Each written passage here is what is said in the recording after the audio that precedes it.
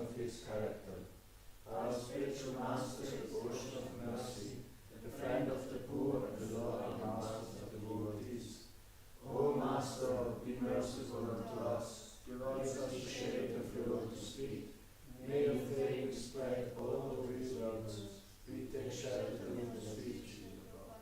Chaitanya Mahaprabhu Senapati Srila Prabhupada ki Jai.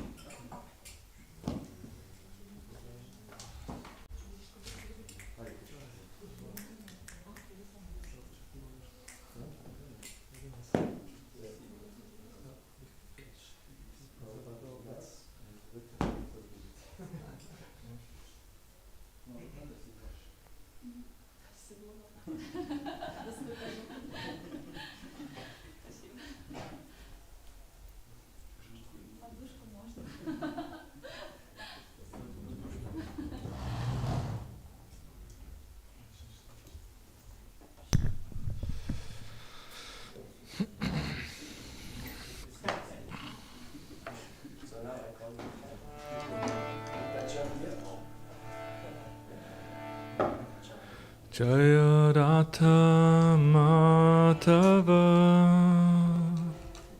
Kunja Bihari Jaya Radha Madhava Kunja Bihari Jaya Radha Madhava Kunja Bihari Jaya Radha Madhava Kunja Bihari Gopichana Vallabha Girivaradhari Gopichana Vallabha Girivaradhari Gopichana Vallabha Girivaradhari Gopichana Vallabha Girivaradhari Yashodanandana Vrachajana Ranjana Yashodanandana Chachana Ranjana Yashodanandana Vrachajana Ranjana Yashodanandana Chachana Ranjana Yamuna Tiravanachari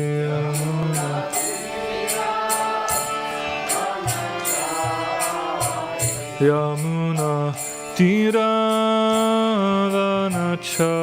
Tiravanachari Tiravanachari Jaya Radha Madhava Kunja Bihari Radha Madhava Kunja Bihari Jaya Radha Madhava Kunja Bihari Radha Madhava Kunja Bihari Hare Krishna Hare Krishna, Krishna Krishna, Hare Hare, Hare Rama, Hare Rama, Rama Rama, Hare Hare, Hare Krishna, Hare Krishna, Krishna Krishna, Hare Hare, Hare Rama, Hare Rama, Rama Rama, Hare Hare, Hare Krishna, Krishna Krishna, Hare Hare, Hare Rama, Rama Rama, Hare Hare.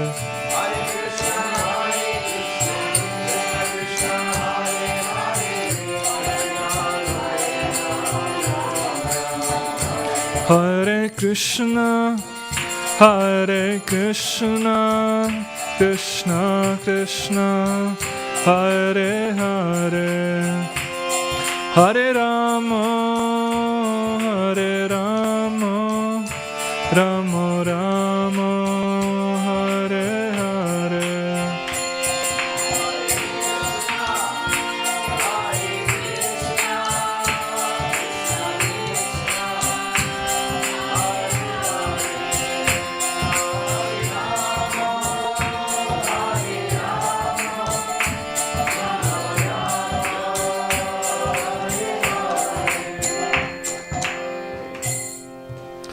Shri Radha Madhava ki jai, Shri Prabhupada ki jai, Gaur Premanande Hari Hari.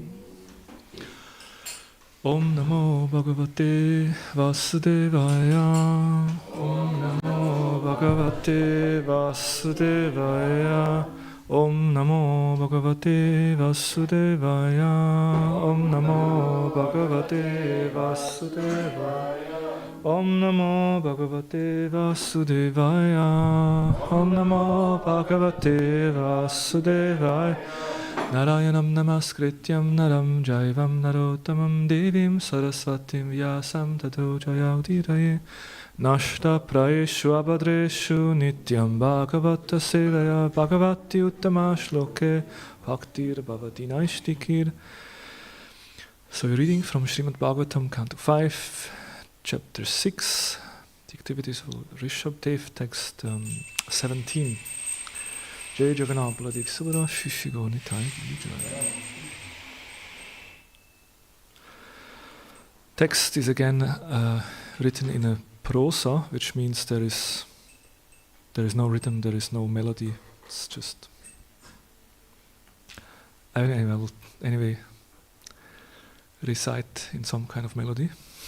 But then we'll go straight to the translation. 17, 6, 7, 5, 6, 17. Yasyam eva kavya atmanam avirtam vivitha vrishina samsara parita pupattapayamanam anushavanam snapayantastai yava paraya nivritya hi apavargam Atyantikam param purushartam apisvayam asaditam no evadriyante bhagavad ityatvenava parismaptam sarvartaha. Okay, translation and purport by His Divine Grace A.C. Bhaktivedanta Swami Srila Prabhupada ki joy. Devotees always bathe themselves in devotional service in order to be relieved from the various tribulations of material existence. By doing this, the devotees enjoy supreme bliss, and liberation personified comes to serve them. Nonetheless, they do not accept that service, even if it is offered by the Supreme Personality of Godhead Himself. For the devotees, liberation, mukti, is very unimportant, because, having attained the Lord's transcendental loving service, they have attained everything desirable and have transcended all material desires. Purport. Devotional service unto the Lord is the highest attainment for anyone desiring liberation from the tribulations of material existence. As stated in Bhagavad Gita 6.22, Yam laptva chaparam lapam manyate nadikam tata. Gaining this, one thinks there is no greater gain. When one attains the service of the Lord, which is non-different from the Lord, one does not desire anything material. Mukti means relief from material existence. Bilvamangala Thakur says, Mukti mukhu litanjali sevate smana. For a devotee, mukti is not a very great achievement. Mukti means being situated in one's constitutional position. The constitutional position of every living being is that of the Lord's servant. Therefore, when a living entity is engaged in the Lord's loving service, he has already attained mukti. Consequently, a devotee does not aspire for mukti, even if it is offered by the Supreme Lord Himself. Om Jnana-timirandasya Gyananjana Shalakaya Chakshurun Militam Yena Tasmai Shri Gurave Namaha Shri Chaitanya Namobhistam Stapitam Yena Bhutale Swayam Rupa Kadamayam Dadati Swapadantikam Vanchakalpa Tarubhyascha Kripa Sindhubhye Cha Patitanam Papanebhyo Vaishnavebhyo Namo Namaha Jai Sri Krishna Chaitanya Prabhu Nityananda Shri Advaita Gadadhara Shri Vasadi Gaura Bhakta Vrinda Hare Krishna Krishna Krishna Hare Hare Hare Rama Rama Rama Hare Hare. Translation again. Devotees always bathe themselves in devotional service in order to be relieved from the various tribulations of material existence. By doing this, the devotees enjoy supreme bliss, and liberation personified comes to serve them. Nonetheless, they do not accept that service even if it is offered by the Supreme Personality of Godhead Himself. For the devotees, liberation, mukti, is very unimportant because, having attained the Lord's transcendental loving service, they have attained everything desirable and have transcended all material desires. Hare Krishna. So, mukti, liberation, is not very important for devotees. That's what is stated here. And it's interesting because usually when we speak of Hinduism, when they say the aims for what is the goal of life in Hinduism, they say dharma, artha, kama, moksha, right? These are the four aims of life, which in a way it's quite nice because it's quite a balanced approach.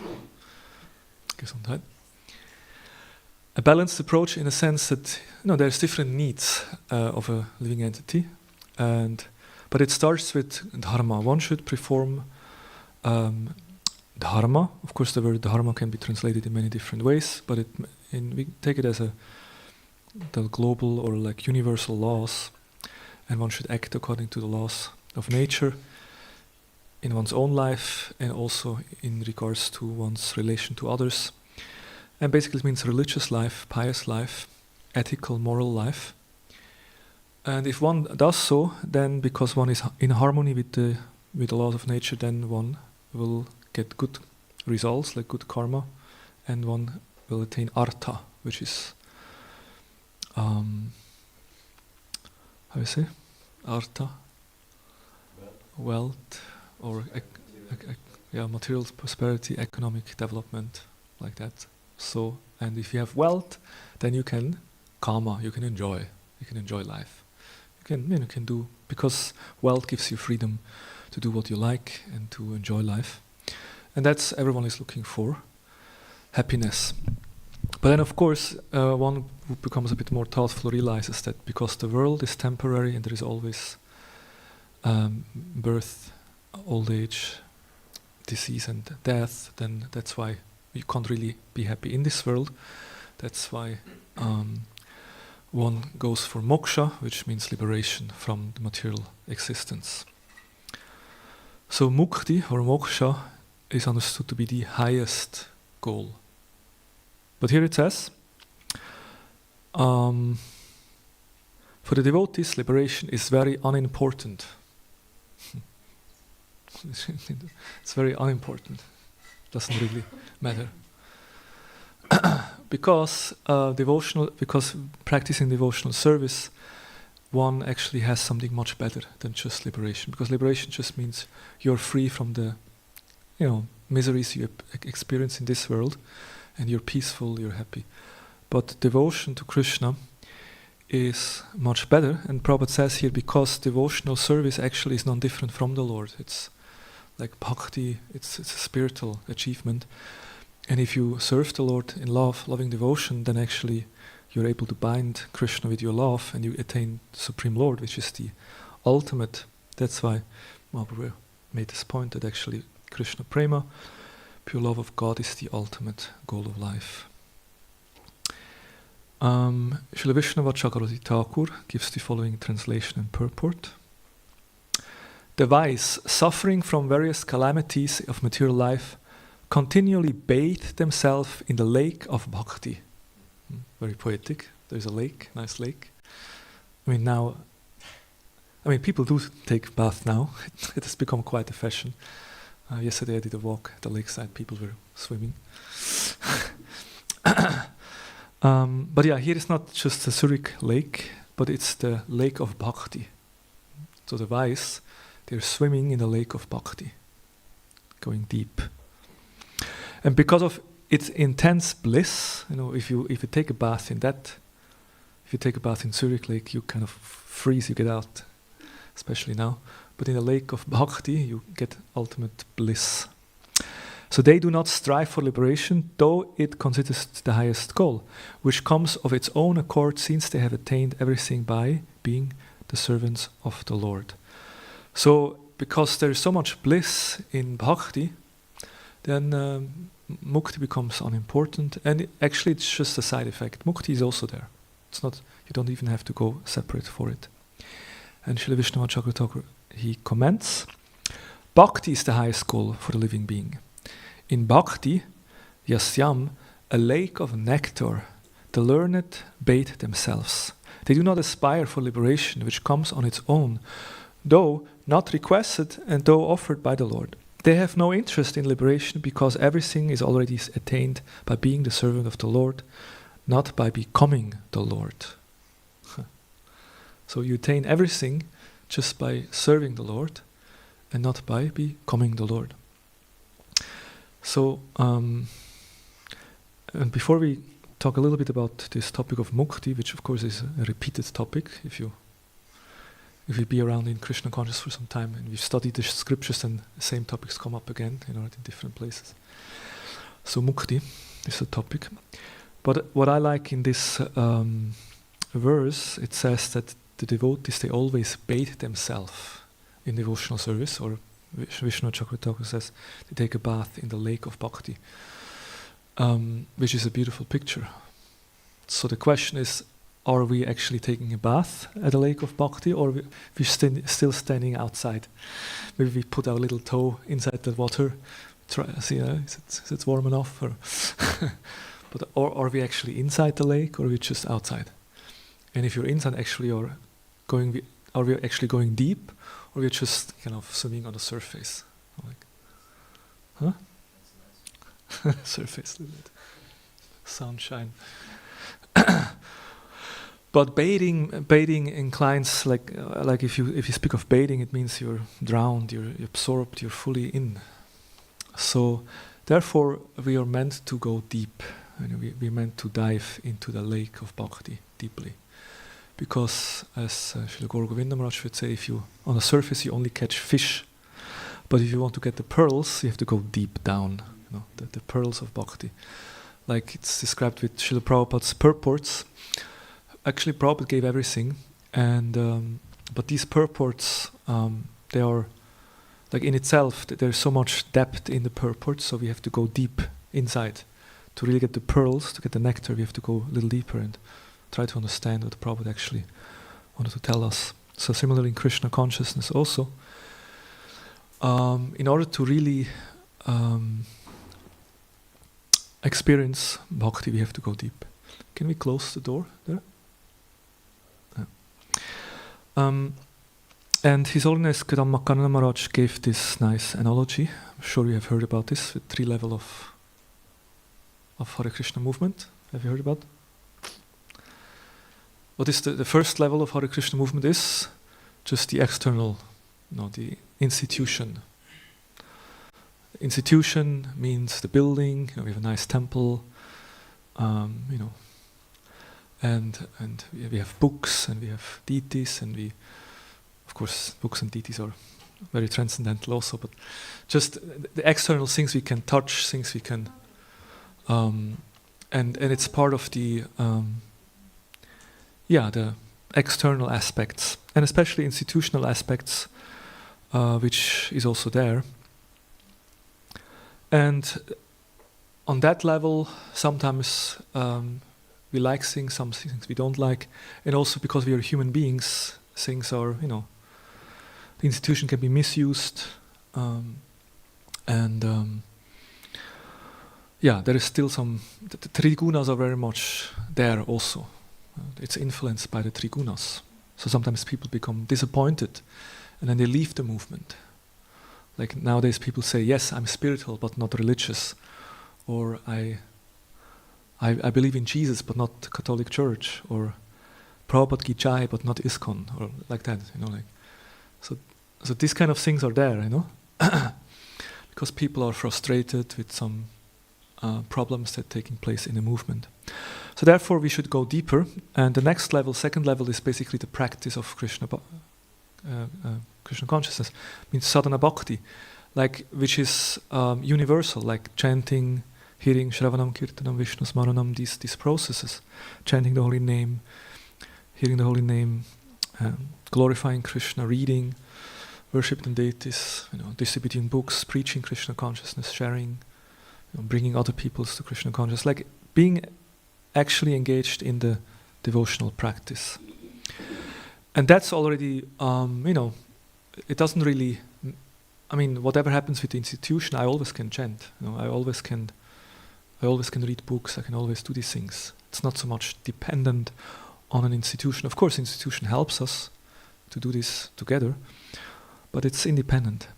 And then the third level is actually the internal or actually spiritual level, where by chanting, by going through the process, we're actually experiencing Krishna. We're getting in touch with the spiritual reality, and that's that's the goal. What we want to do. We really want to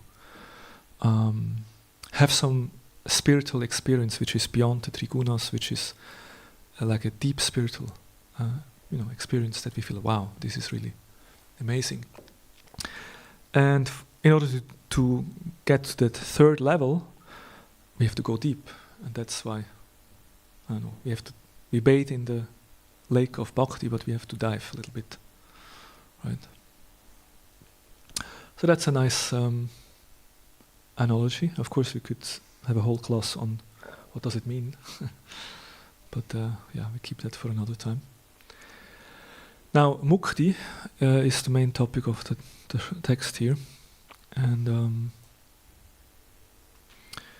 it's interesting. In the Bhakti Rasamrita Sindhu, Srila Rupa Goswami dedicates a whole chapter 4.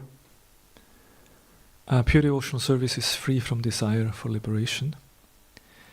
And Rupa Goswami quotes 27 shlokas. The chapter 4 is basically just a summary, a collection of shlokas. 27, one shloka after the other, showing how devotees are not interested in mukti. Like there we have the prayers of Prithu, the prayers of Bharat, with the prayers of Ritrasura, Nagapatis, Damodar Astakam, prayers of Hanuman, Prahlad, and they all say, dear Lord, I'm not interested in liberation. And of course in the Bhagavatam we find this definition of liberation. Salokya sarshti samibhya sarupya ikatvam epyat apyutta Diyamanam nakrinanti vinamat sevanam janam. A pure devotee does not accept any kind of liberation, salokya, sarshti, samipya, sarupya or ekatva, even though they are offered by the Supreme Personality of Godhead. So Prabhupada explains in the purport that there is this 5 different kinds of liberation. Prabhupada says, Lord Chaitanya teaches us how to execute pure devotional service out of spontaneous love for the Supreme Personality of Godhead. In the Shikshastaka, he prays that to the Lord, O Lord, I do not wish to gain from you any wealth, nor do I wish to have beautiful wife, nor do I wish to have many followers. All I want from you is that in life after life I may remain a pure devotee at your lotus feet. There's a similarity between the prayer of Chaitanya and the statements of Srimad Bhagavatam. Lord Chaitanya prays in life after life, indicating that a devotee does not even desire the cessation of birth and death. The yogis and empiric philosophers desire cessations of the process of birth and death, but a devotee is satisfied even to remain in this material world and execute devotional service. It's interesting, no? I remember once I think the first time when I went to Simhachalam, some devotees just came from Simhachalam, I bought a T-shirt and it had a symbol like a recycling symbol, and it says like reincarnation, no thanks, something like this. It's kind of funny T-shirt, you know. I bought it and I wear it and I feel kind of nice, you know. But then I encountered several discussions with some devotees, and they're arguing, you know, like this T-shirt actually is not our philosophy. It's kind of funny, you know. Wait a minute, you know, there is a problem. We have reincarnation, death, and old age and birth, and we want to overcome it, isn't it? No, actually, and it's because, of course, our goal is to end the cycle of birth and death. Prabhupada says, back home, back to Godhead, that's our goal. But if you do a little fine-tuning, if you become more advanced, you realize, actually, a pure devotional service is not even asking such a thing, you know, it's not really, a pure devotee just wants to serve Krishna, and that service may take place in a spiritual world or in a material world, whatever the Lord wants. You know. Of course, the Lord anyway will deliver such a devotee from the cycle of birth and death, but the devotee is not independently desiring, I want to be free from this cycle. That's the point. It's clearly stated herein that a pure devotee does not desire ekatva, oneness with the Supreme Lord. Sometimes he may accept promotion to the Vaikuntha planets to serve the Lord there, but he will never accept the merging into the Brahman effulgence, which is considered worse than hellish, which is quite a strong statement. It says, for a pure devotee, to attain liberation is worse than entering into hell. It's like, if you can decide, you know, like there's a red pill and a blue pill, you know, Svarga Loka, or no, not Svarga, Naraka Loka or liberation, you know, Mukti, what do you take? I'm not sure whether I would take the red, the Naraka, because, I mean, after all, liberation, at least you don't suffer anymore. But hell means only suffering, like severe. How can we say that liberation is more than hell, and like worse than hell?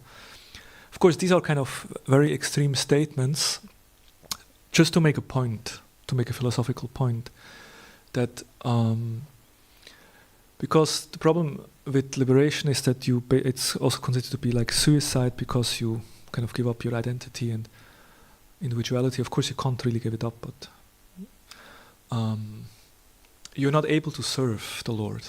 Like Prithu Maharaj says, I desire millions of ears to hear Krishna Katha. You know? And why should I get mukti? Because if in liberation, in Brahmacharya, there is no Krishna Katha, there's no tongue, no ears, no hearing, nor speaking. So this becomes... So that's why ekatva is certainly not desired by the devotees. What about the other 4? when a devotee is promoted to the spiritual world by Vaikuntha, he receives 4 kinds of facilities. And sometimes a devotee may accept them. Salokya means living on the same planet. Like Vaikuntha planet, you're on the same planet with the Lord. And Sarshti means you have the same opulence. It's like, sometimes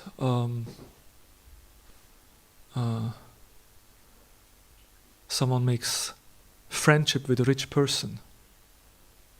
Like a child is in a kindergarten and makes friendship with another child, and that child happened to be the child of a rich person.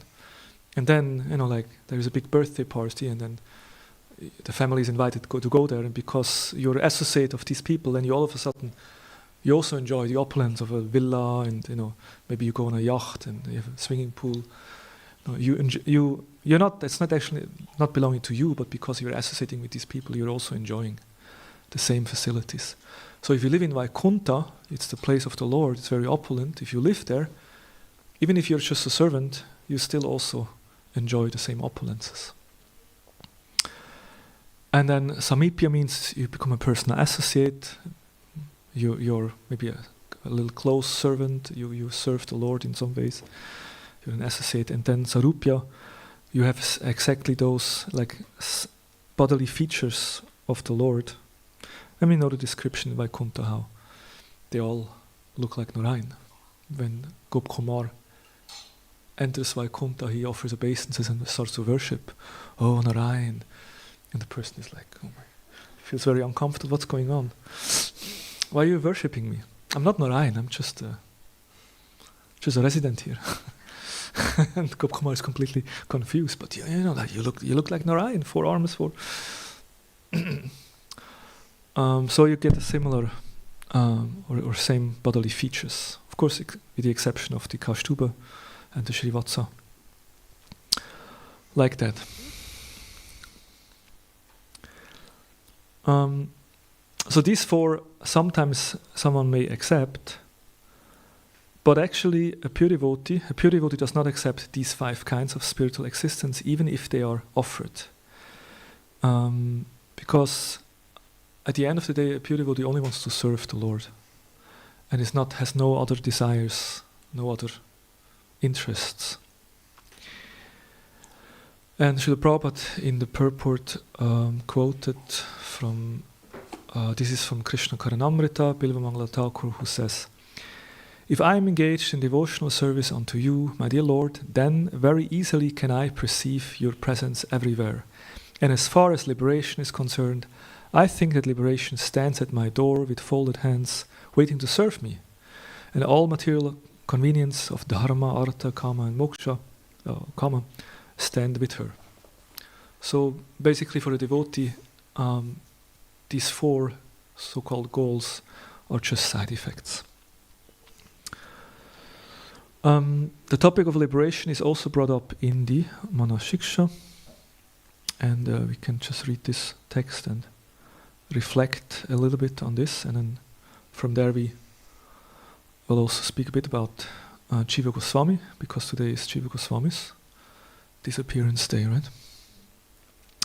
So Raghunathas Goswami in text 4 says, "Asad varta veshya vishra chamati sarvasva harani kata mukti vyakriya na shrinulukila sarvatma gilani api tyaktva lakshmi pati ratim itto vyoma nayanim vrache radha krishno svarati manido tvam bhajamana." O mind, abandon the prostitute of mundane talks. So Raghunathas Goswami speaks in a very poetic way. Whatever he says, he takes an analogy. So these are some of the obstacles on the path of bhakti.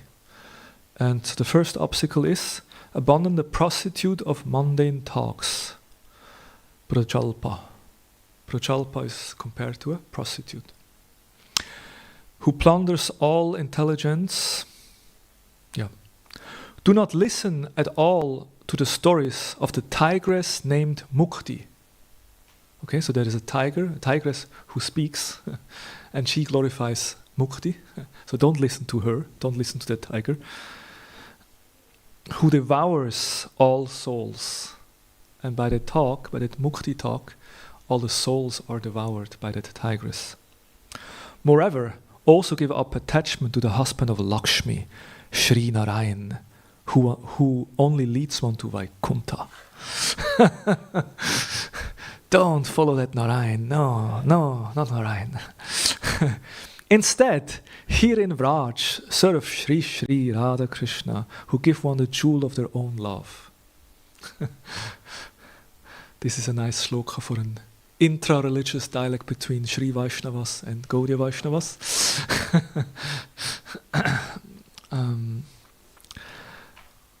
So these are considered to be all obstacles. I think the first one we can relate to, Brajalpa, is an obstacle, right? And the Brajalpa is compared to a prostitute. Mundane gossiping is like a prostitute who plunders the treasure of the heart. Oh, it's interesting. Treasure of the heart. Just as a prostitute takes away wealth, this is now Bhaktivinoda Thakur's comment, and everything else from an immoral person, material gossiping plunders one's intelligence. If you become addicted to a prostitute, then you spend all your money there, and also you become more and more lusty, because lust cannot be satisfied, rather you become more lusty, and then you lose your intelligence and your wealth. So similarly, if you engage in Brajalpa, you also lose your intelligence. And we can see that nowadays on social media platform, by Facebook, people, they lose their minds and their intelligence. It's very obvious. They're just talking and gossiping and criticizing and this conspiracy theory and that theory. Yes. So Raghunath Goswami could foresee. I mean, Prajalpa is always there, even if there is no internet. Then you have the village talk and people talk to each other. And have you seen that person has met with that person? So Prajalpa is a great obstacle. So we understand, but how is, like speaking about mukti, attachment to Narayan is also an obstacle. It's an obstacle for pure devotional service with the aim of loving Krishna. In that sense, it's an obstacle. Of course, otherwise it's not an obstacle. It's good if people think about liberation. I mean, if all the people in Switzerland would think about liberation, we would live in a spiritual world, So it would be very good if people think about liberation. And even better if they think about Narayan. Imagine everyone is worshipping Narayan. That would be far out. But here it says, when we speak about this love for Krishna, Krishnaprema in Vrindavan, then these two are also becoming an obstacle. Because we want Krishna, we don't want to Narayan, we don't want to enter into Brahmajyoti. That's why they also become an obstacle. And Vyoman Nayani Lakshmi Pati Rati, that attachment for Lakshmi Pati Narayan. And then Raghunath Goswami, he describes as these four kind of liberations, Sarupya, Samipya, Salokya and Sarshti, how these are an hindrance for pure devotion. But when we speak of Mukti Vyagriya, which means the tigress, discussions of Mukti or merging into impersonal Brahman are like ferocious tigress which devours everyone's soul. Here the word Mukti refers to Brahma Nirvana, also called Sayucha Mukti. So Sayucha Mukti negates the eternal individuality of the self. The establishment of this merging as an ultimate liberation is based on word manipulation. It's not the ultimate truth, any more than there are flowers growing in the sky. Have you ever seen flowers growing in the sky? There's other examples. There's some expression in the Bhagavatam. What are the other? Will o' the wisp. What does this mean? There's like some kind of horses with something. There's, I think, eggs from horses is one expression also. The egg of a horse. Have you ever seen an egg laid from a horse? No, because horses don't lay eggs, right? So rather, also the flowers, they usually grow from the trees or some plants. Jai Jagannath Baladev Subhadra Shishi Gone Tai Gi Jai. So similarly, flowers don't grow in the sky. So in the same way, mukti, the whole idea of Sahuja Mukti to become one is actually based on mental speculation. Of course, you can actually achieve that kind of liberation, but it's not the ultimate. It's not really what the soul is hankering for, because the soul is hankering for a relationship with Krishna, and the ultimate perfection is serving the Lord in one's constitutional position.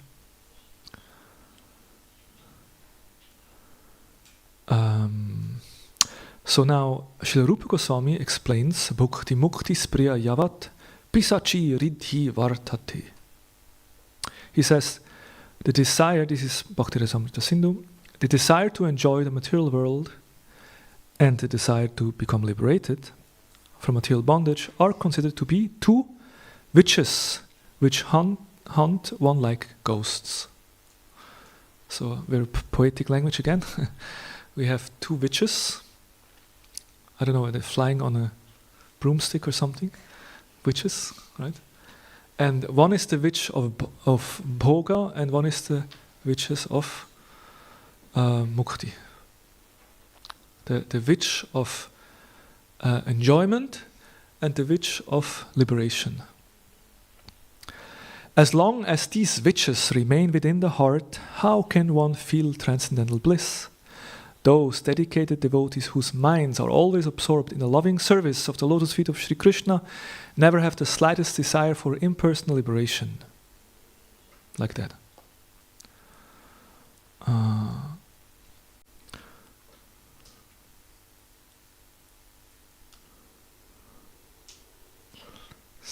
And from this, I will, let me see, just 1 second.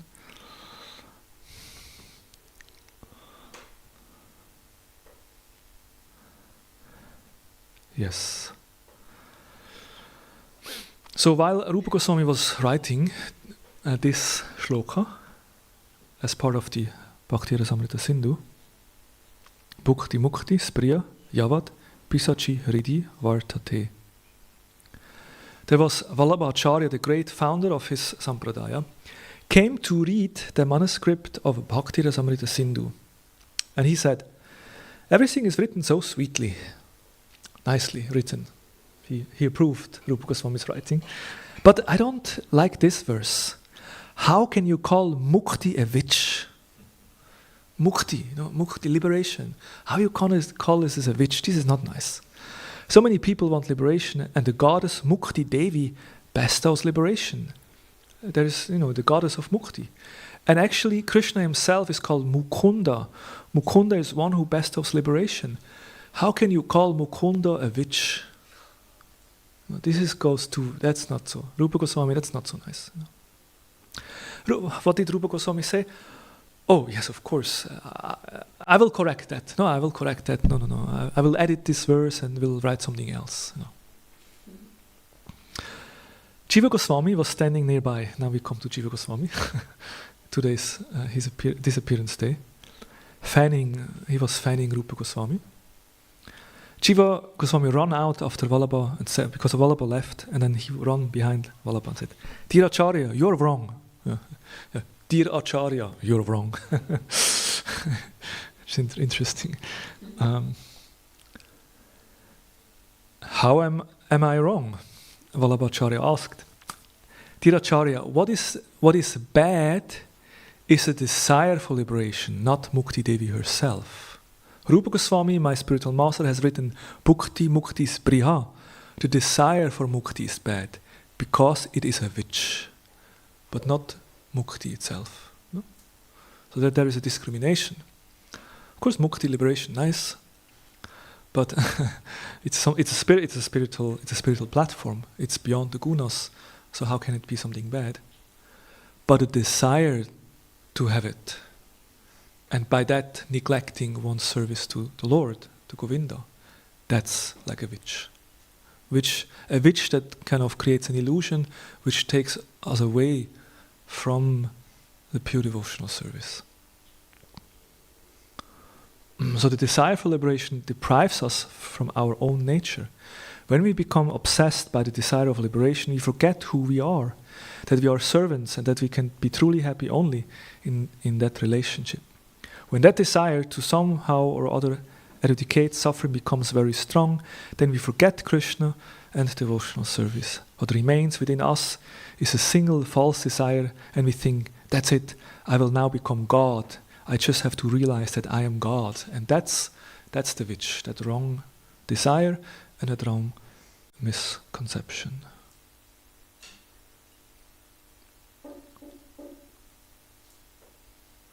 And His Holiness Shiva Ramaraj comments here also. He says,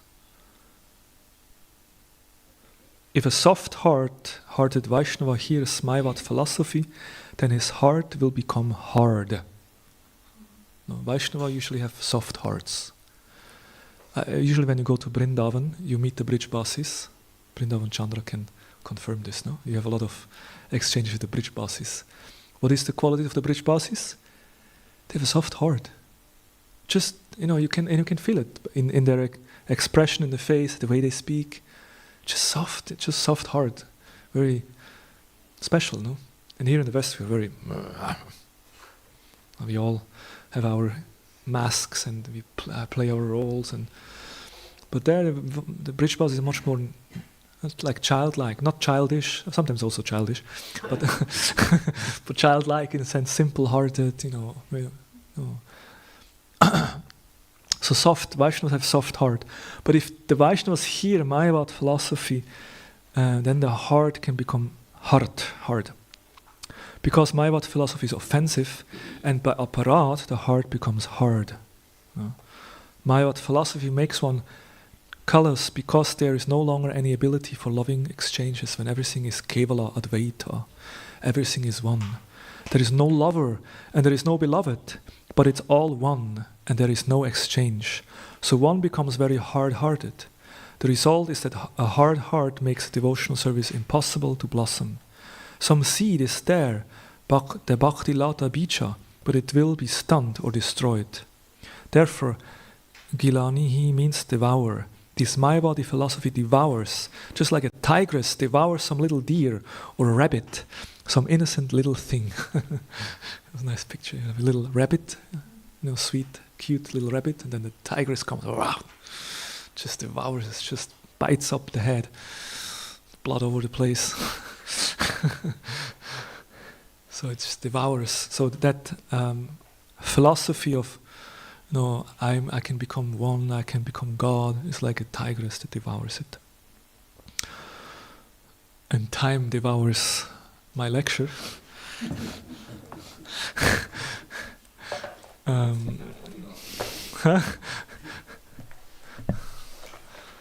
So Rupa Goswami was the one, Jiva Goswami was the one who pointed out, hey, no, it's not, Rupa Goswami is not wrong. Of course, Rupa, Rupa Goswami very humble. Okay, yes, I will change it. Rupa is not arguing, but dear Acharya, no, you don't understand, it's differently. He said, okay, I will change. But Jiva, he kind of, and there is other stories like that. So we know that Anupama, the brother of Rupa and Sanatan, there were three brothers, Anupama, Rupa and Sanatan. So Anupama had one child who became famous as Jiva Goswami. So Jiva Goswami was much younger. I think when Jiva Goswami was born, then Rupa was 23 and Sanatan was 24 years old. They were like young men. And Jiva was just a small baby. And of course later they met, but Jiva was significantly younger. As Shiva grew, his body developed all the features of a Mahapurusha, a divine person. In scriptures there are signs of a Mahapurusha, a person who is of divine nature. What are the symptoms? Big lotus eyes, right? Long arms up to the knees. So if you ever think that I think I have become quite advanced now, you can look at the mirror and see how many of the symptoms you have. So, but he had a very effulgence appearance. And even during school time as a child, he with great enthusiasm, he mastered logic, poetry, grammar, and he worshipped from childhood. He worshipped deities of Krishna, Balaram, very clearly understanding that Gaur Nitai, who are just on the planet while he was there, he understood that actually Gaur Nitai are non different from Krishna, Balaram. He worshipped Krishna, Balaram with that understanding. Jiva was only, and we actually don't know so much about his childhood, but just that Anupama passed away quite early. So he grew up without a father. And then at the age of 20, his mother passed away also.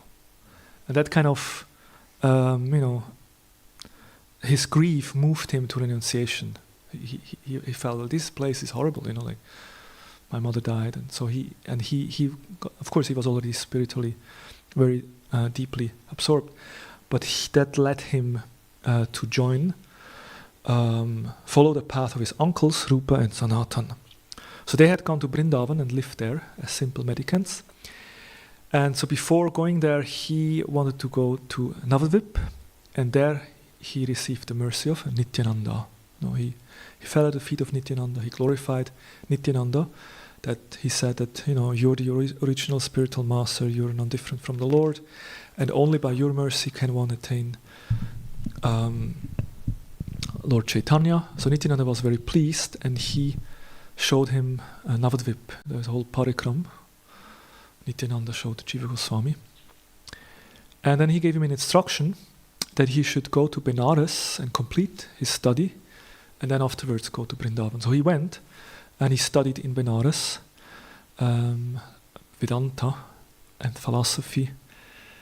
And it's interesting, till today, in the Varanasi Benares Hindu University, they have a whole department where they study Jiva Goswami's literatures, because he studied there, and they recognize him as one of the greatest philosophers of all time.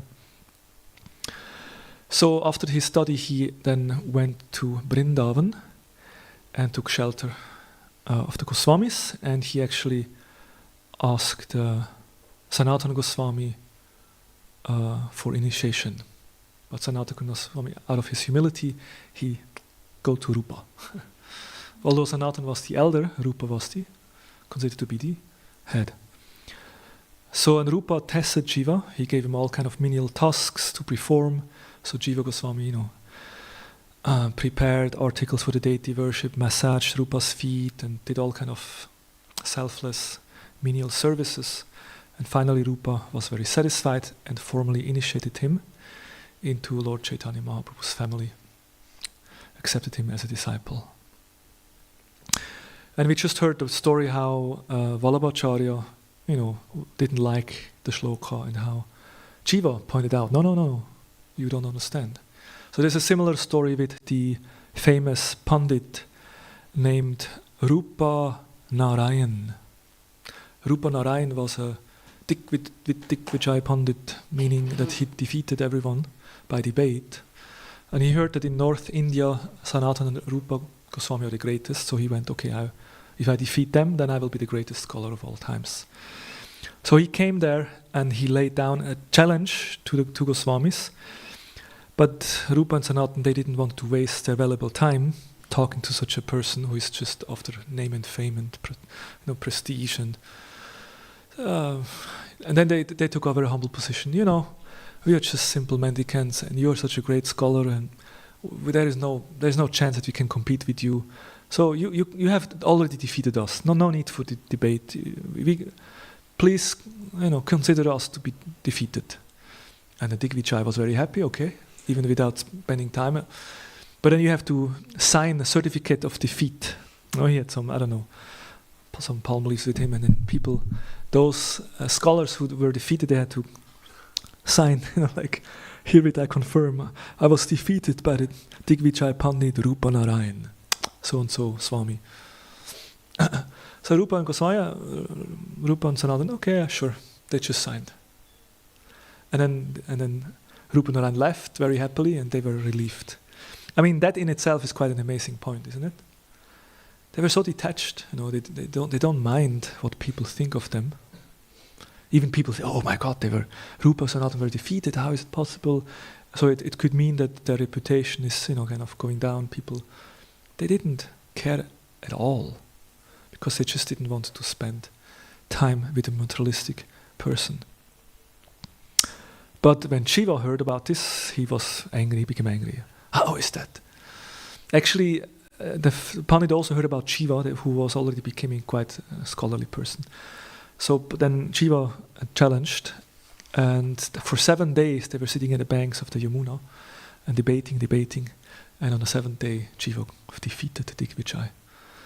And the Digvijay left, he was not anymore a Digvijay, he was just an ordinary Rupa Narayan Pandit. Of course, we know Rupa and Sanatana were actually not happy with Jiva Goswami. They said, "What? Why do you, engage in this material mundane debate? And this is that's not the mentality for a Brijbasi. Brijbasi is only concerned about, pleasing Krishna and serving the divine couple, and you're wasting your time in this debate. You should stay outside of Vrindavan." So he was kicked out of Vrindavan, quite heavy, and for some time, and then afterwards they let him back. Yes, and then Jiva Goswami, when he came back, he served and he studied and he wrote, he was writing. So his fame spread far and wide, and he attracted the attention of an emperor, Akbar, who visited Vrindavan secretly to meet Jiva, and there Shiva gave him some spiritual vision that he got a deep insight, and he became very moved and impressed by Jiva, and he helped to construct the temples. Now we know the temples of Madan Mohan, Govindadev, Gopinath, Yugalakshore. So that ruler helped to establish these temples. And Shiva Goswami himself also oversaw the building of the Radha Damodar Mandir. And in the courtyard, basically there were some rooms. And of course we know that Prabhupada stayed there. And Jiva Goswami is also known for being organizing the first book distribution program. What about some of you just come back from the Sankirtan Festival, book distribution festival. So who is the original Sankirtan leader, organizer? It's Jiva Goswami. Because Jiva Goswami accepted disciples. Who were the disciples? Shyamananda, Narottam und Sikacharya. I think so, yeah. So these disciples then got the instruction to take the palm leaf. Actually, Jiva Goswami, had the responsibility for all the thousands of palm leaves of the Goswamis. He was kind of the one who kept the library. But then he asked his disciple to take them, to copy them, and also to bring them to Orissa and to Bengal, West Bengal, and spread and teach the message. So in this way, Jiva Goswami became, and of course there is also a whole story about that, but time is up. And Jiva Goswami basically became known as the greatest philosopher of all time. He wrote over 400,000 verses of scriptures, like 400,000 shlokas. It's like, wow. I think the Mahabharata is 200,000 shlokas, and it's considered to be the largest written, epic in the. So Jiva Goswami alone wrote double the amount of the Mahabharata. It's like, wow. And he's in fact often been cited as the greatest philosopher of all Indian history. And Srila Prabhupada asserts that Vaishnavas are the world's greatest philosophers, and of them the greatest is Jiva Goswami. Jiva Goswami's Samadhi stands in a compoundment of the Radha Damodar temple, and in Krishna Lila he is Vilasa Manjari. Jiva Goswami ki jai. Hare Krishna. Alright, I wish you a wonderful day, remembering Jiva Goswami. We can offer some prayers to Jiva Goswami, that we may also become very convinced in Krishna Bhakti philosophy, avoiding the tigress of Mukti discussion and the which of Mukti, and focusing our heart on pure loving devotional service. No. Grantra Srimad Bhagavatam Ki Jai, Srila Prabhupada Ki Jai, Gaur Premanande Hari Hari Bol.